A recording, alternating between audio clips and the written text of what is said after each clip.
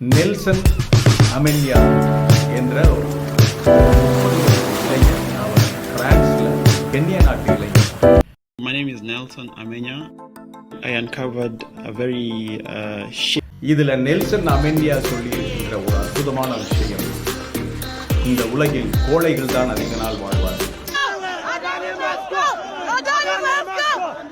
For the past 3 months, Kenya has stormed parliament. அன்பு, சத்தியம், அஹிம்சை, வாய்மை ஆகியவற்றை சொன்ன இந்திய தலைவர்களை, நேருவை, காந்தியை கொண்டாடும் உலகம்தான் இன்று மோடியின் நண்பர் அதானியை திருடன் என்று கூறி கழுத்தை பிடித்து வெளியே தள்ளுகிறது. மக்கள் வீதிகளில் இறங்கி அதானிக்கு எதிராக போராடி வருகிறார்கள். ஒலிம்பிக் போட்டிகளில் அதிகமான தங்கப்பதக்கத்தை, அதாவது குறிப்பாக மாரத்தான் போட்டிகள் மற்றும் நீண்ட தூர போட்டிகளில் அதிகமான தங்கப்பதக்கத்தை குவிக்கின்ற நாடு எதுன்னா அது கென்யா. ஆப்பிரிக்க நாடுகளில் கொஞ்சம் வசதியான நாடு கென்யா. நிலவளம், நீர்வளம் எல்லாமே அமைந்தது. அந்த கென்யாவில் தான் நம்ம அதானி போய் ஒரு கான்ட்ராக்டை புக் பண்ணுறாங்க. ஜோமோ கென்யாட்டா, கென்யாவில் இருக்கின்ற சர்வதேச விமான நிலையத்திற்கு பெயர் ஜோமோ கென்யாட்டா. அந்த பிராந்தியம், அந்த ஏரியா, பல்வேறு ஆப்பிரிக்க நாடுகளுக்கு அந்த ஜோமோ கென்யாட்டா தான் பெரிய விமான நிலையம். அந்த விமான நிலையத்தை புதுப்பித்து இன்றைய லெவலுக்கு மாடர்னாக புதுப்பித்து 30 ஆண்டு காலம் மெயின்டெனன் பண்ணி தர்றதுக்கு அதானி குழுமத்திற்கு $2 பில்லியன் அமெரிக்க டாலர்களுக்கு ஒப்பந்தம் இறுதி செய்து அரசு, அந்த கென்யா அரசினுடைய அதிபர் வில்சன் ரூட்டோ இந்த ஒப்பந்தத்தில் கையெழுத்து போட்டு கொடுத்துட்றாரு. அந்த ஒப்பந்தத்தினுடைய இன்னொரு ஷரத்து என்ன சொல்லுதுன்னா, எதிர்பார்த்தபடி இந்த விமான நிலையம் லாபகரமாக, அதானி கம்பெனிக்கு லாபகரமாக இல்லை என்றால் இழப்பீடை கென்யா நாட்டு அரசு ஈடுகட்ட வேண்டும். இதுதான் இந்த ஒப்பந்தத்தில் மிகப்பெரிய வேடிக்கையான ஒரு விஷயம். கான்ட்ராக்டர் இருக்கிறான், எல்லா கான்ட்ராக்டர் எல்லாத்தையுமே நீ அலசி ஆராய்ந்து தானே நீ எடுக்க முடியும். அப்புறம் கான்ட்ராக்டருக்கு நட்டமாயிருச்சுன்னா அதை நீ தான் கொடுக்கணும்னா இது என்ன இந்த வழக்கத்திலே இல்லாத, உலகத்திலே இல்லாத புதுமையான ஒப்பந்த ஷரத்தா இருக்கு அப்படின்னு சொல்லி இந்த விஷயம் கொஞ்சம் கொஞ்சமாக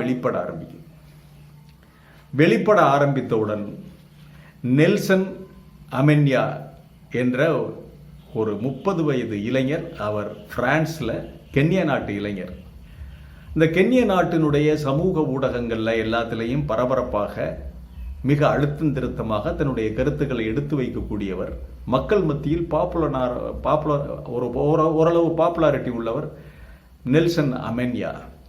இந்த அமென்யா பிரான்ஸில் MBA படிக்கிறாரு. இவர் அதை பார்க்குறாரு, அந்த ஒப்பந்த ஷரத்தை. இவ்வளோ ஒரு பைத்தியக்காரத்தனமாக இருக்குது இந்த நாடு. கையெழுத்து போட்டிருக்காரு வில்சன் ரூட்டோ, நம்முடைய ஜனாதிபதி.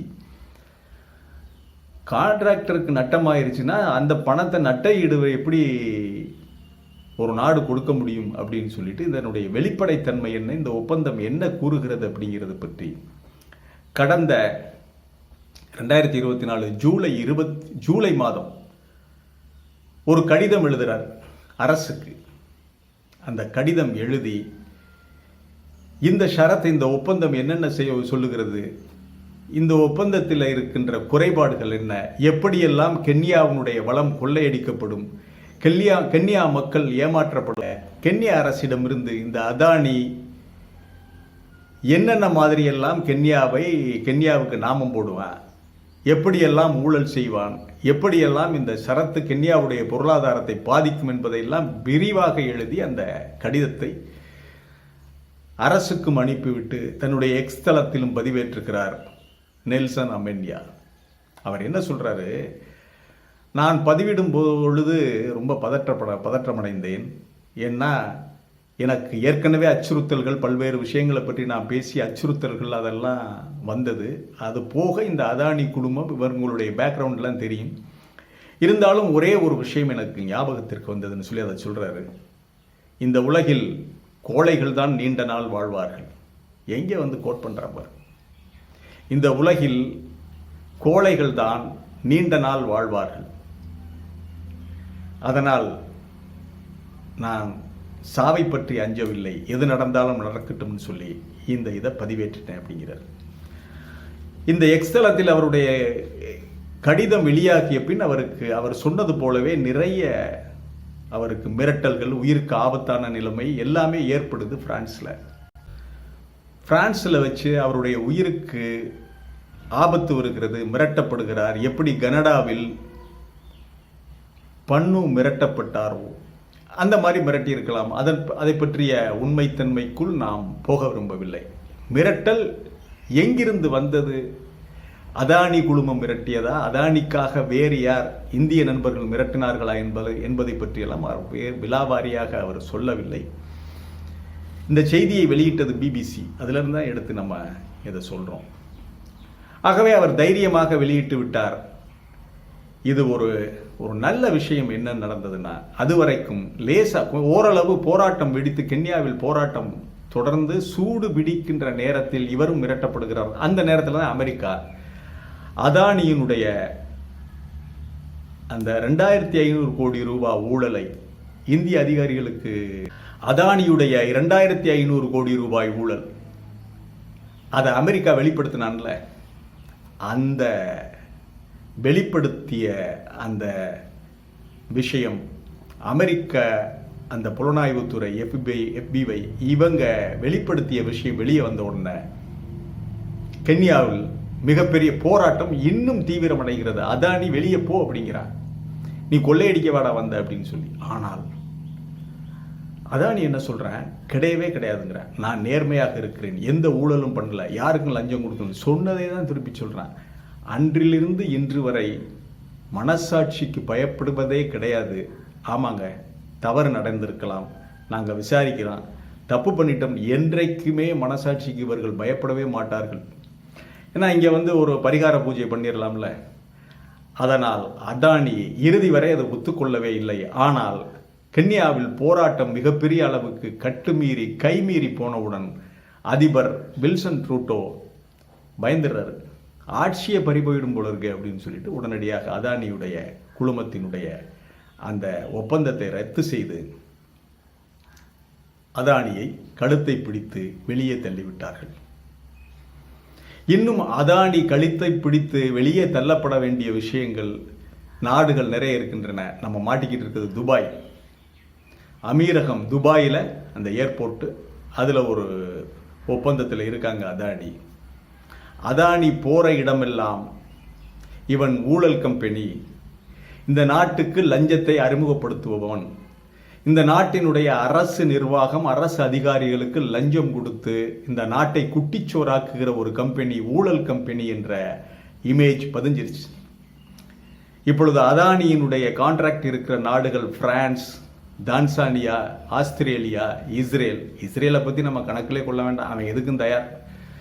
ஆகவே ஆஸ்திரேலியா, துபாய், தான்சானியா ஆகிய நாடுகளிலும் மிக மிக விரைவாக கலகம் வெடிக்கும். அங்கேயும் நாடுகள், ஆட்சிகள் கவிழ்க்கப்படும், ஆட்சி போயிடும், மக்கள் கிளம்புவார்கள், மக்கள் கொந்தளித்து எழும்பி.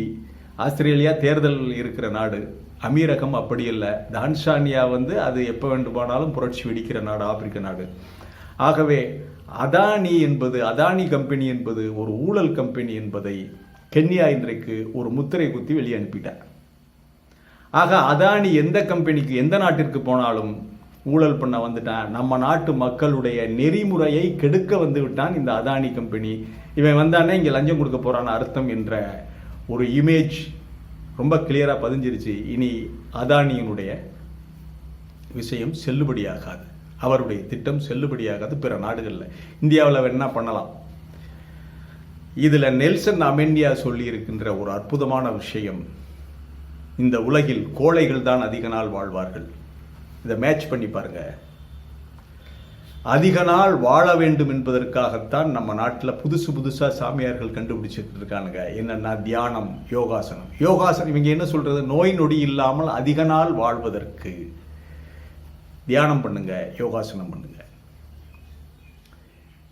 ஆமா, தியானம் பண்ணுங்க, யோகாசனம் பண்ணுங்க, அதிக நாள் இந்த பூமியில் வாழ்வதற்கு. நெல்சன் அமென்யா என்ன சொல்ற, இந்த உலகில் அதிக நாள் வாழ்பவர்கள் கோழைகள் தான். விடையை நாம் தெரிஞ்சுக்கலாம். ஆமாம், உயிருக்கு பயப்படாமல், தன் உயிரை பற்றி பயப்படாமல் கடிதத்தை எழுதி இன்றைக்கு கன்னியாவிலே இருந்து விரட்டி இருக்கிறான் என்றால் அது நெல்சன் அமென்யா. அவனுடைய உயிரை பணயம் வைத்தான். அவனுக்கு யோகாசனம் தெரியாது, தியானம் தெரியாது. அவன் சொல்லுவது, இந்த உலகில் கோழைகள் தான் அதிக நாள் வாழ்வார்கள். வாழ்ந்து என்னையா புண்ணியா? ஒரு நாள் வாழ்ந்தாலும் வீரனாக வாழலாம். அநியாயத்தை, அக்கிரமத்தை எதிர்க்கின்ற ஒரு மனிதனாக சரித்திரத்தில் இடம்பெறலாம். அதுதான் நெல்சன் அமென்யாவுடைய கருத்து, அவருடைய சிந்தனை ஓட்டம், அவர் இந்த மனித குலத்திற்கு சொல்லுகின்ற செய்தி. மீண்டும் ஒரு காணொளியிலே சந்திக்கிறேன். இது வாய்ஸ் ஆஃப் தமிழ் வழங்கும் பேச்சுரிமை சேனலை சப்ஸ்கிரைப் பண்ணுங்க, மறக்காம பெல் பட்டனை அழுத்துங்க. கமெண்ட் செய்யுங்கள், ஷேர் செய்யுங்கள், பிடித்திருந்தால் லைக் செய்யுங்கள். நன்றி, வணக்கம்.